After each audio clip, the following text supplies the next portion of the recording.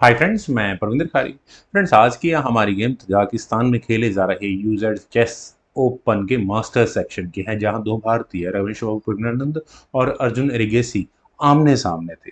तो चलिए फ्रेंड्स, करता हूं शुरू। जहां प्रज्ञानंद ने C4 के साथ इस गेम को शुरू किया था। G6 का रिप्लाई यहाँ ठीक है अर्जुन का आया। देन उसके बाद खेला गया E4, E5 थोड़ा अनयूजुअल मूव है। यूजुअली यहाँ बिशप G7 आता ही है। खैर, night F3, night C6, D4 खेला गया। ई takes D4, knight takes D4 और इसके बाद यहाँ ब्लैक ने अपने बिशप को लिया G7 स्क्वायर पर, नाइट को थोड़ा प्रेशराइज किया। देन खेला गया नाइट E2, D6, तो knight at B goes to C3, F5 और F5। फ्रेंड्स, यहाँ इस पॉइंट पर ब्लैक ने अभी तक भी अपने नाइट को डेवलप नहीं किया है। रदर यहाँ उन्होंने अपने F पॉन को आगे पुश कर दिया है और ऐसा करने के बाद यहाँ मैं कहूँगा प्रज्ञानंद को एक छोटा एडवांटेज, या मैं कहूँगा अर्जुन का थोड़ा risky game play. E takes F5, bishop takes F5 obvious है। नाइट G3, वापस बिशप को टारगेट किया, बिशप गया E6 स्क्वायर पर। देन हुआ बिशप E2 और इसके बाद ब्लैक का नाइट डेवलप हुआ E7 स्क्वायर पर और फिर दोनों साइड्स ने कैसल किया। बिशप आया G5 स्क्वायर पर, नाइट कुछ देर के लिए पीना, क्या फर्क पड़ता है। H6 हटाओ, बिशप आया E3 स्क्वायर पर। और फ्रेंड्स, यहाँ से जिस तरह से अभी गेम ड्राइव हुई है, मेरे ख्याल से वाइट एक बहुत अच्छी पोजिशनल गेन एडवांटेज के साथ है यहाँ इस पॉइंट पर। और जिस तरह से गेम आगे खेली गई थी, किंग H7 एक सोचा समझा मूव खेल हो सकता था। किंग H7 के बाद क्या होता है, वाइट अपने नाइट को आगे लेकर जाता है D5 स्क्वायर पर। उसके बाद ब्लैक के पास एक अच्छी ऑप्शन है नाइट का F5 स्क्वायर पर, नाइट टेक्स F5 मेटल किया जा सकता है। उसके बाद क्वीन D2, पॉन पर भी डिफेंस हो जाएगा और फिर आप अपने रुक को भी एक ठीक ठाक स्क्वायर पर डेवलप कर सकते हैं। लेकिन यहाँ खेला गया D5। फ्रेंड्स, यहाँ इस पॉइंट तक आई थिंक रमेश बाबू प्रज्ञानंद के 2 या 3 मिनट ही हुए थे, लेकिन अर्जुन एरिगेसी उनके 20 मिनट के करीब, मतलब बहुत लंबा समय वे दे चुके थे। खैर, अब यहाँ ये जो डीप ऑन आगे पुश हुआ है फ्रेंड्स, आने वाले समय में यही इस गेम की सबसे बड़ी कमजोरी साबित होने वाला है। कैलकुलेशन बिल्कुल सही है। यहाँ पर 1, 2, 3 पीसेस के अटैक हैं, मतलब यहाँ D5 स्क्वायर पर, वहीं 1, 2 और 3 पीसेस के डिफेंस या अटैक जो भी कहें आप, वाइट के हैं, जिसमें से कि एक को ब्लैक आराम से निपटा भी सकता है।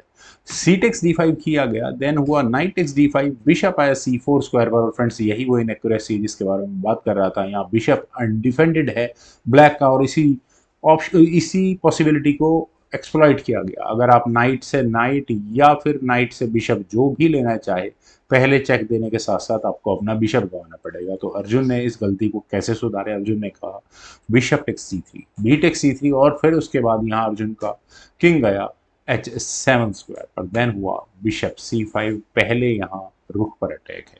और फ्रेंड्स, यहाँ पर भी मैं कहूँगा गेम बिल्कुल सही है, लेकिन मैं फिर दोबारा वही बात कहता हूँ, एक और कमजोरी यहाँ अर्जुन ने अपनी गेम में क्रिएट की, अपने रुख को F4 स्क्वायर पर ले जाकर। बिशप पर अटैक जरूर बना है, लेकिन अपने बिशप पर कोई डिफेंस नहीं है अभी तक भी। बिशप गया B3 स्क्वायर पर, ऑल इज वेल। नाइट अभी भी आप मूव नहीं कर सकते, लेकिन B6, दूसरे बिशप को हटाओ, वो हट गया A3 स्क्वायर पर। और फ्रेंड्स, अब आप पोजीशन वाइज देखें तो गेम किसकी बेटर कह सकते हैं। क्या ब्लैक का किंग सिक्योर है? ऑब्वियस है, नहीं है। कौन सा पीस किसका अनडिफेंडेड है, किसकी गेम ज्यादा वीक हो जाती है? पीस बिशप अनडिफेंडेड है, रुक नाइट के ऊपर रखा है, जिस नाइट को कभी भी एलिमिनेट किया जा सकता है। प्रॉब्लम्स हैं यहाँ पर इस गेम में। यहाँ अभी भी रुक F6 एक ऑप्शन थी, लेकिन वो कितना अच्छा वर्क करती मैं कह नहीं सकता। यहाँ से अगर इस गेम को आगे बढ़ाएंगे तो ठीक है, queen C2, bishop manoeuvre, what ever it is, इस तरह से गेम आगे बढ़ती। लेकिन यहाँ खेला गया नाइट A5 और नाइट के A5 स्क्वायर पर आने के बाद बिशप को एलिमिनेट किया जा सकता है। क्या फ्रूटफुल होगा? नहीं होने वाला। पहले खेला गया C4 का मूव, नाइट पर अटैक बना। लेकिन अब एक एक करके ज़रा ऑप्शंस को कैलकुलेट करते हैं। अगर यहाँ नाइट टेक्स B3 के लिए ब्लैक गया तो क्वीन टेक्स B3 होगा ही होगा।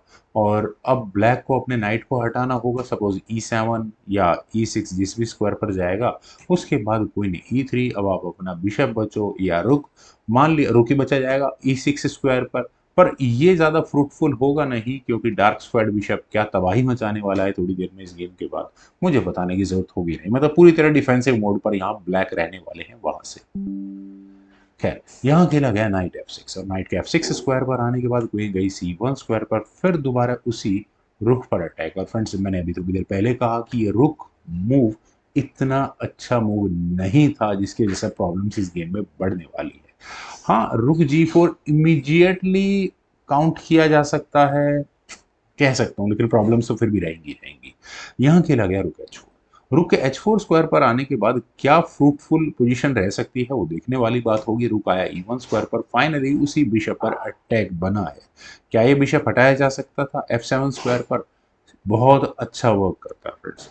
अभी तक की जितनी भी सिचुएशन बनती है उसमें काफी कुछ यहाँ से बात बन सकती थी, लेकिन यहाँ खेला गया क्वीन G8। और क्वीन के G8 स्क्वायर पर आने के बाद फ्रेंड्स प्रॉब्लम ज्यादा बढ़ी। वो कैसे? क्वीन गई C3 स्क्वायर पर, नाइट पर अटैक बना।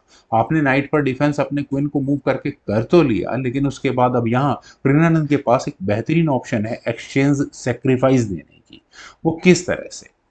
फ्रेंड्स अगर आप यहाँ इस पोजीशन को देखें तो पहले यहाँ खेला गया rook takes E6। Queen takes E6 होने के बाद रुक आया E1 स्क्वायर पर, वापस क्वीन पर अटैक। और क्या किया जाए?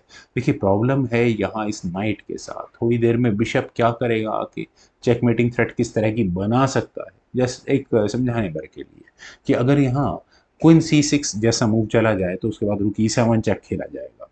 नाइट पर आपने ठीक है डिफेंस रखा हुआ है, लेकिन प्रॉब्लम कितनी बढ़ती है, आपने रुक की एंट्री कहाँ पहुंचा दी है, क्या बताने की जरूरत है? नहीं। किंग G8 स्क्वायर पर जाएगा, देन क्वीन D3, और फिर दोबारा आपको यहाँ पर वही चेकमेटिंग थ्रेट नजर आएगी। और अगर इस चेकमेट से बचने के लिए रुक को G4 स्क्वायर पर लगाया गया तो रुक ही आपको गंवाना पड़ जाएगा। वो कैसे?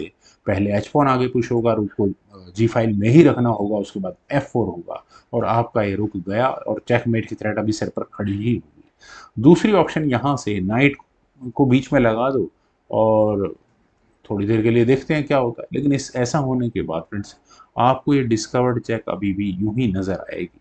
अगर यहाँ C5 चेक किया गया और गलती से भी नाइट टेक्स B3 कर लिया गया, चेक तो होगी, then queen takes B3 check, और क्या हम इसे चेकमेट ही मानकर चलें? एग्जैक्टली चेकमेट होगी है।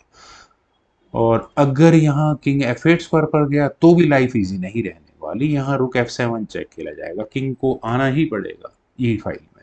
सी टेक्स B6 जैसा रूल मूव कर भी लिया गया, और उसके बाद आप यहाँ इस चेकमेट को कैसे अवॉइड करोगे? नाइट D6 कर लेते हैं, देन क्वीन टेक्स D6 आप चाहें तो बिल्कुल ले सकते हैं यहाँ पर इस रुक को, लेकिन उसके बाद चेकमेट बचने की कोई गारंटी नहीं होगी। खैर फ्रेंड्स चलते हैं थोड़ा सा पहले। यहाँ इस पॉइंट पर ब्लैक कम से कम अपने किंग को वापस 7th रैंक में नहीं लेकर जा सकता, क्योंकि रुक क्या करने वाला है बताने की जरूरत नहीं है।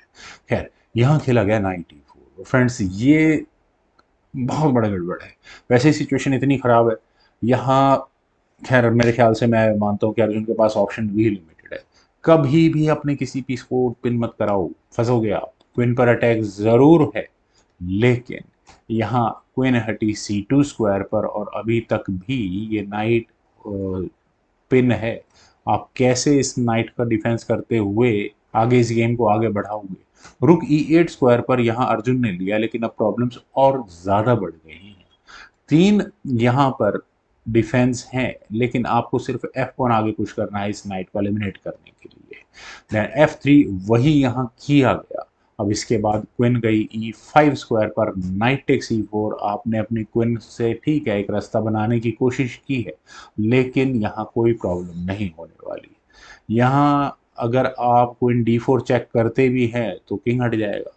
उसके बाद आप नाइट टेक्स B3, ए टेक्स B3, ठीक है, आपका पूरा पूरा नाइट यहाँ जा चुका है इस पॉइंट पर। खैर यहाँ खेला गया क्वीन टेक्स H2 चेक, और फाइनल मूव था यहाँ रवि शॉ प्रज्ञानंद का, जिसके बाद अर्जुन को रिजाइन करना पड़ेगा किंग F2। फाइनली इस मूव के बाद गेम में बचा ही कुछ नहीं है। आपके पास कंप्लीट एक नाइट एक्स्ट्रा है, और उसके बाद अगर अगले मूव में क्या कर रहे हो, ये चेक, ये फॉक दे रहे हो। और अगर इस गेम को थोड़ा आगे बढ़ा लेते हैं, मान लेते हैं कि रुक F4 जैसा मूव खेला जाए, देन उसके बाद नाइट F6 चेक होगा ही होगा, कोई इशू नहीं है, आपका खुद का रुक अनडिफेंडेड भी है। Rook takes F6, rook takes C8, और रेजिग्नेशन के अलावा दूसरी कोई ऑप्शन थी भी नहीं। उम्मीद है फ्रेंड्स आप सभी लोगों को भी ये गेम जरूर पसंद आई होगी। तो आप लोग वीडियो को लाइक, शेयर, यूट्यूब चैनल को प्लीज सब्सक्राइब जरूर करें। कमेंट सेक्शन का मुझे बेहद इंतजार रहेगा। Thank you for watching, bye for now.